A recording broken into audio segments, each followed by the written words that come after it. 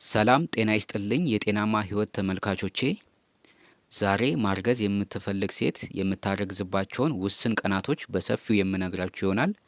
ሁሌም የምለቃቸው የጤና መረጃዎች እንዲደርሳችሁ ሰብስክራይብ አድርጉ። ይህን ጠቃሚ ቪዲዮ ለወዳጆቻችሁ ሼር በማድረግ ሌሎችንም አስተምሩ እላለሁ። እስከ መጨረሻው መልካም ጊዜ መልካም ቆይታ ይሆንላችሁ።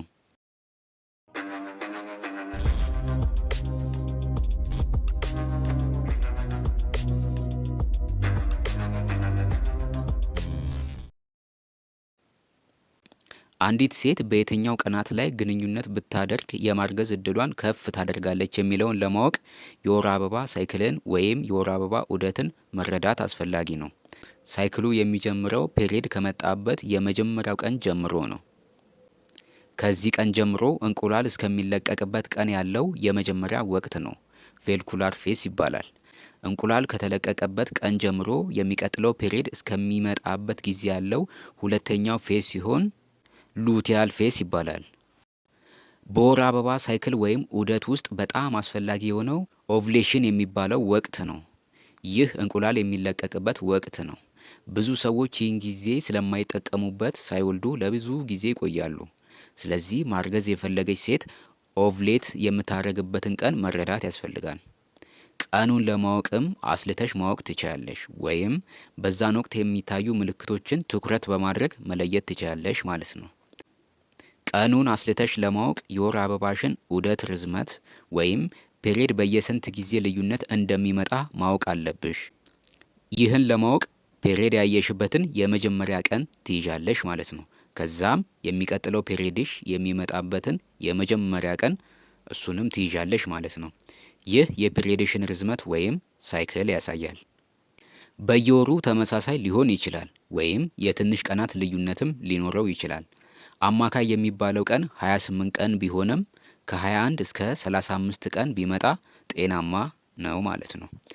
ስለዚህ ዋናው ነገር የወር አበባ ሳይክል ርዝመቱን ማወቅ ነው። የመጀመሪያ የወር አበባ ያየሽበትን ቀንና ቀጣይ የሚመጣበትን ቀን ከያዝሽ በኋላ በመሃል ያለውን ቀን ልዩነት ታውቂያለሽ ማለት ነው። ስለዚህ የወር አበባ ዑደት ቀን ርዝመትሽን ካወቅሽ ቀጣይ የወር አበባ የሚመጣበትን ቀን አወቅሽ ማለት ነው። ስለዚህ የሚቀጥለው ፔሪየድሽ ከሚመጣበት ቀን ወደ ኋላ 14 ቀን ስትሄጂ እንቁላል የሚለቀቅበት ቀን ነው ማለት ነው። ይህን ማወቅ የሚጠቅመው በአንድ በወር አበባ ሳይክል ውስጥ እንቁላል የሚለቀቀው አንድ ጊዜ ብቻ ነው። ያ እንቁላል ደግሞ ከ12 እስከ 14 ሰዓት ውስጥ እርግዝና ካልተፈጠረ ይወገዳል። ስለዚህ አንዲት ማርገዝ የምትፈልግ ሴት ይህች እንቁላል በተለቀቀችበት 24 ሰዓት ውስጥ ያችን እንቁላል ፈርቲላይዝ ሊያደርግ የሚችል የወንድ ዘር ማግኘት አለባት ማለት ነው። የወንዴ ዘር ደግሞ ወደ ማህፀን ከገባ በኋላ እስከ 5 ቀን ይቆያል። እስቲ ይህንን በቁጥር እንመልከተው። ከ21 እስከ 35 ቀን የወር አበባ ዑደት ካላችሁ ጤናማ ነው ብለናል ቅድም። እስቲ ለምሳሌ በየ24 ቀን ርዝመት የወር አበባን የምታይ ሴትን እንመልከት። ይህች ሴት የወር አበባዋ ጥር 1 ቀን ከመጣ የወር አበባ ዑደቷ 24 ቀን ስለሆነ ቀጣይ የወር አበባዋ የሚመጣው ጥር 25 ቀን ይሆናል ማለት ነው። ስለዚህ ከጥር 25 ወደ ኋላ 14 ቀን ስንቆጥር እንቁላል የሚፈጠርበትን ቀን እናውቃለን ማለት ነው።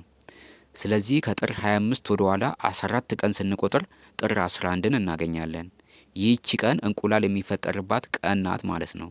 ስለዚህ እናንተም የወር አበባችሁ የሚመጣበትን ቀጣይ ቀን ከያዛችሁ በኋላ ወደ ኋላ 14 ቀን መቁጠር ነው ማለት ነው፣ እንቁላል የሚፈጠርበትን ቀን ለማወቅ።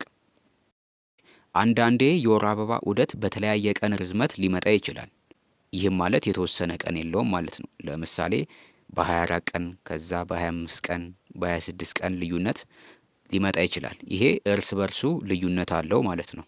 ስለዚህ ወደ ኋላ 14 ቀን ቅንሰሽ ኦቭሌሽን ቀኑን ማወቅ ስትፈልጊ ይበልጥ ቀኖቹን ለመጠቀም ትንሹን የሳይክል ርዝመት ያለውን መውሰድ አለብሽ ማለት ነው። ትንሽ የወር አበባ ሳይክል ርዝመት ቀን ያለውን ማለት ነው። ከሱ ላይ 14 ቀን መቀነስ የተሻለ ነው ማለት ነው። ስለዚህ ቀኑን በዚህ መንገድ ማወቅ እንችላለን። ሌላው ይህን ጊዜ የምናውቅበት መንገድ ደግሞ በዛን ወቅት ላይ የሚታዩ ምልክቶችን በመለየት ነው። እነዚህም የብልት ፈሳሽ ከሌላው ጊዜ ከምታውቂው ቀጭንና ውሃማ ይሆናል። ያም ደግሞ የወንዴው ዘር በቀላሉ ወደ ማህፀን እንዲገባ ተፈጥሮ በራሱ የሚያመቻቸው መንገድ ነው። አንዳንድ ሴቶች ደግሞ የተወሰነ ጠብታ ደም ሊያዩ ይችላሉ።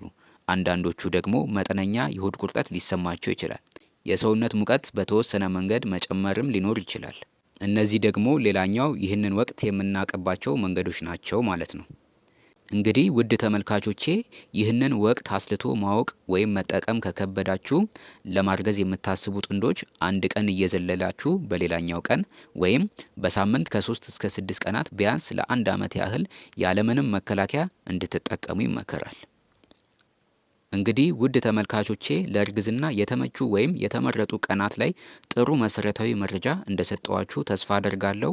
ቪዲዮ ከጠቀማችሁ ለወዳጆቻችሁ ሼር በማድረግ ሌሎችንም አስተምሩ ላለው ሁሌም የምለቃቸው የጤና መረጃዎች እንዲደርሳችሁ ሰብስክራይብ፣ ላይክ አድርጉ።